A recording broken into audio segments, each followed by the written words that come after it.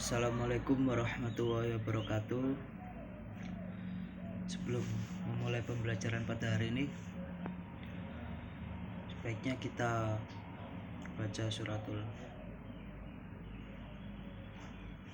Alhamdulillah. Semoga pembelajaran pada pagi hari ini bisa berjalan lancar dan tidak ada halangan sedikit pun. Ridho ila bi syafaati Rasulil Al-Fatihah. Amin.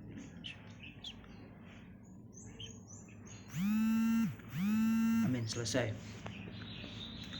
Sebelumnya perkenalkan, nama saya Hadil Matin Al-Firdaus, biasa dipanggil Hadil. Ya. Kali ini kita masuk ke dalam materi pembelajaran pada pagi hari ini.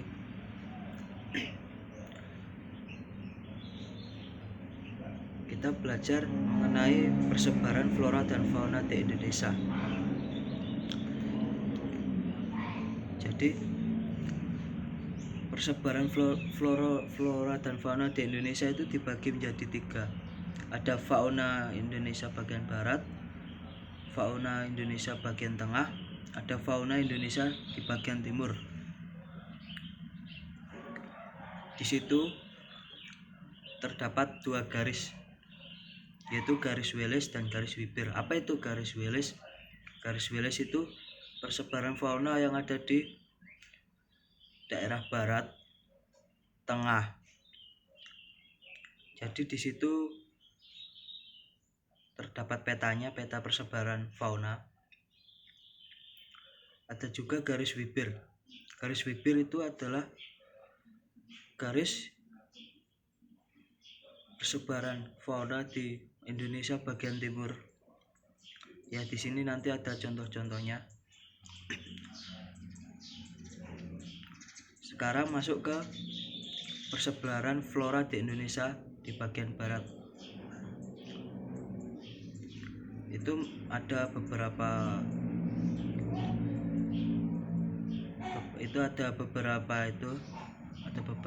pengelompokan. Yang pertama, wilayah Indonesia Barat termasuk iklim AF CH sampai 100 mm per bulan. Yang kedua, di wilayah ini banyak terdapat hujan hutan tropis. Yang ketiga, jenis flora yang ada di kawasan Indonesia bagian barat ini dicirikan dengan pohon berbatang tinggi, berdaun kecil.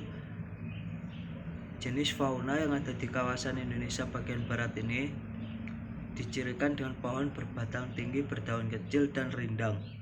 Maaf, tadi fauna bukan flora, salah ketik. Contohnya karet, kapur barus, menyan, meranti, mahagoni atau pohon mahoni dan sebagainya.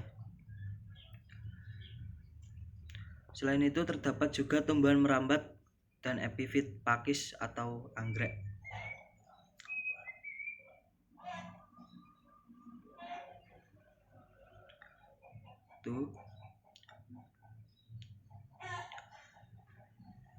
Selanjutnya, jenis fauna di Indonesia bagian barat.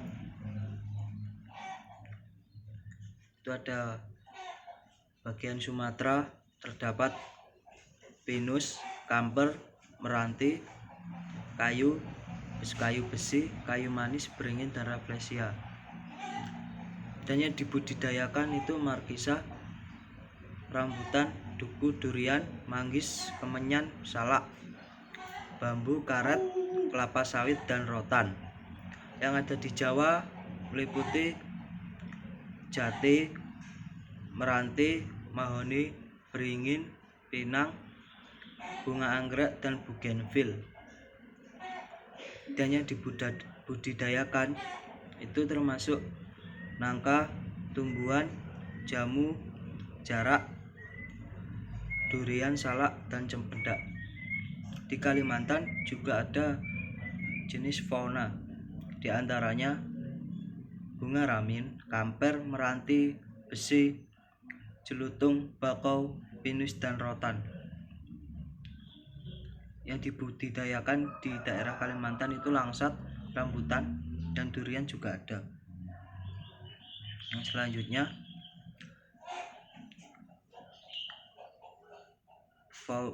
jenis fauna di Indonesia bagian tengah itu termasuk iklim AM 100 mm per bulan, CH 60 mm per bulan. Fauna di Indonesia Tengah merupakan daerah peralihan antara Indonesia Barat dengan Indonesia Timur. Jenis fauna di Indonesia Tengah yang sangat menonjol adalah hutan musim dan jati, dengan ciri sebagai berikut yang banyak terdapat di Jawa itu biasanya. Yang pertama itu pohon lebih rendah dari hutan hujan tropis. Jadi pohonnya itu rendah seperti hutan hujan tropis. Yang kedua, musim kemarau daunnya gugur. Yang ketiga, musim penghujan mulai bertunas. Jadi saat musim penghujan itu pohon-pohon jati itu mulai keluar tunasnya.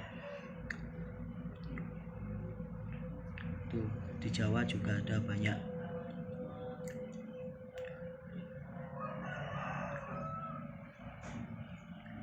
Tuh, jenis fauna yang ada di Indonesia bagian tengah.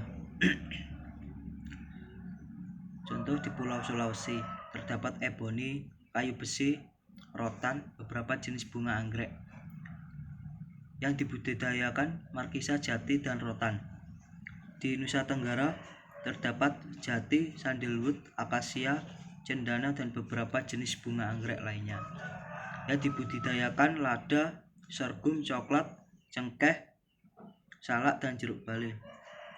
Di Maluku terdapat sagu, meranti, gotasa, kayu besi, lenggua, jati, kayu putih, dan anggrek.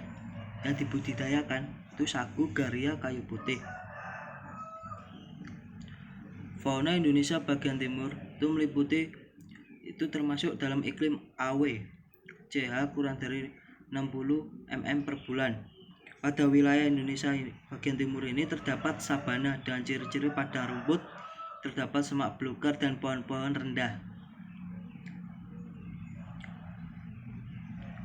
Fauna ini tumbuh secara alami di wilayah Indonesia bagian timur sama dengan fauna yang di benua Australia, karena sebelum zaman glasial Indonesia Timur satu daratan dengan Australia. Mohon maaf ini tulisannya salah. Yang benar fauna ya, bukan flora. Jenis fauna khas Indonesia Timur antara lain pohon rasamala dan Eucalyptus.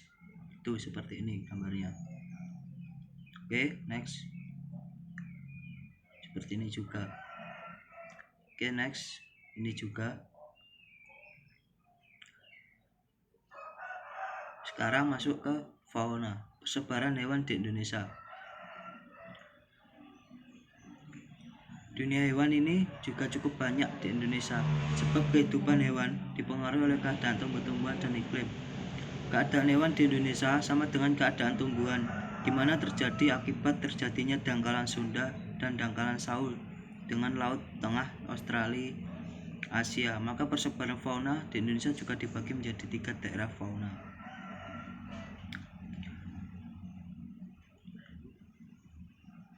Ya, ini petanya ada flora fauna Indonesia Barat, Indonesia Tengah, Indonesia Timur, dan diapit oleh 2 garis Willis dan Wibir yang sudah saya jelaskan tadi.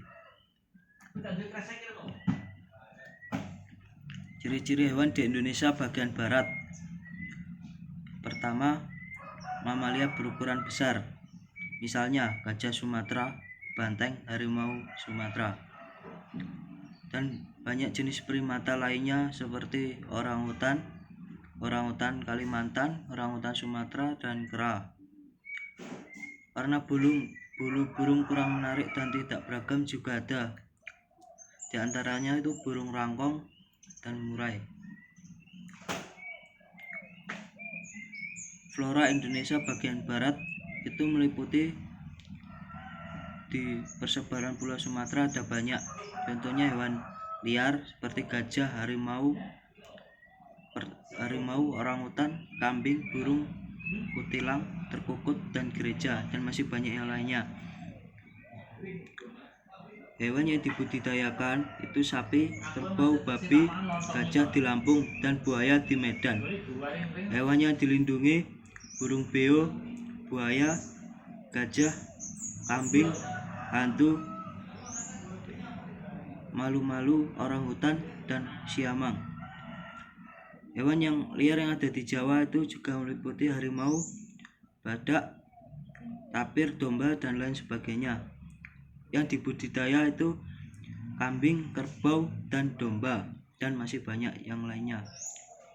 Dan yang dilindungi merak, hijau, terenggiling, dan rusa Jawa. Persebaran selanjutnya yang ada di Pulau Kalimantan seperti harimau, monyet, bekantan, kijang, musang, dan lain sebagainya.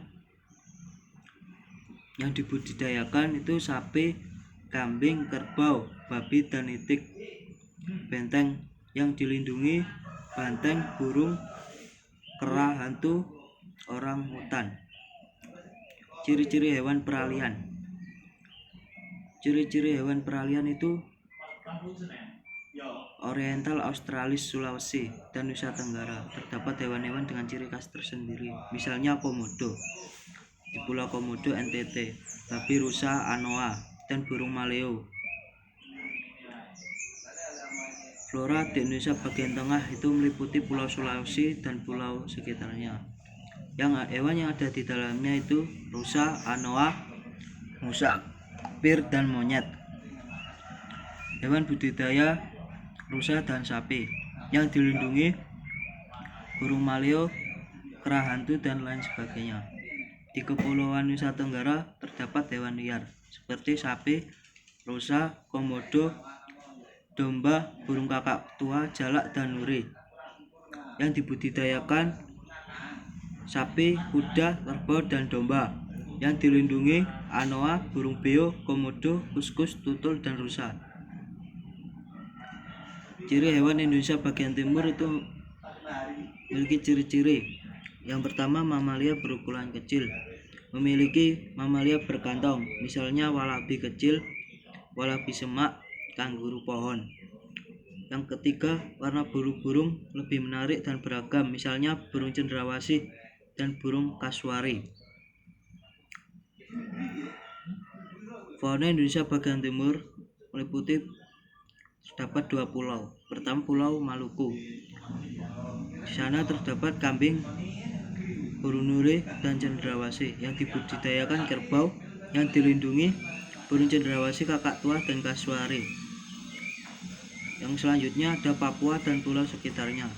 Hewan liar terdapat rusa, kanguru, burung cendrawasih, maleo, kakak tua raja, kasuari, dan parkit. Yang dibudidayakan burung beo, betet, kepala kuning, cendrawasih, kasuari, nuri kepala hitam, dan pelikan. Jadi sampai sini udah paham? Saya anggap sudah. Penggolongan hutan tadi ya masuk ke dalam fauna. Jenis tumbuhan itu ada 2 jenis, yaitu homogen dan heterogen. Selanjutnya ketinggian tempat ada 4 kelompok: pantai, rawa, dataran rendah, pegunungan. Yang keadaan iklim ada 3 kelompok, yaitu hujan tropis, musim, iklim sedang. Yang terakhir, manfaat dan tujuan. Ada hutan produksi, hutan lindung, hutan rekreasi, hutan suaka alam. Jenis hutan di Indonesia masuk fauna tadi, hutan musim, hutan hujan tropis, hutan bakau, hujan sabana. Ya, itu ada gambarnya. Manfaat hutan: menyimpan serta mengatur persediaan air. Terdapat 6 pembagian manfaat ya. Yang pertama, menyimpan serta mengatur persediaan air. Jadi hutan itu butuh air, dan di batangnya terdapat persediaan sebab akar-akar pohon dapat menghambat dan menanam jalannya air yang masuk ke dalam tanah. Jadi tanahnya lewat akar akan mengalir ke atas batang pohon hingga tumbuh daun. 2. Mencegah erosi tanah longsor. Karena akar-akar pohon memiliki daya ikat terhadap butiran-butiran tanah. Yang ketiga, menghasilkan bahan mentah untuk industri dan bahan bangunan. Yang keempat, mengurangi polusi udara, karena udara di sekitar hutan segar dan bersih. Yang kelima, menyuburkan tanah, karena daun-daun yang berguguran dapat membentuk humus tanah. Terakhir 6, menjaga keseimbangan air tanah, karena curah hujan yang jatuh di daerah hutan akan lebih banyak menjadi pengisi air tanah. Sekian pembelajaran pada pagi hari ini. Kalau ada yang ditanyakan atau kurang jelas, silakan bertanya. Atau yang tidak ada yang mau bertanya, saya akhiri. Wabillahi taufiq wal hidayah wa ridho wal inayah. Wassalamualaikum warahmatullahi wabarakatuh.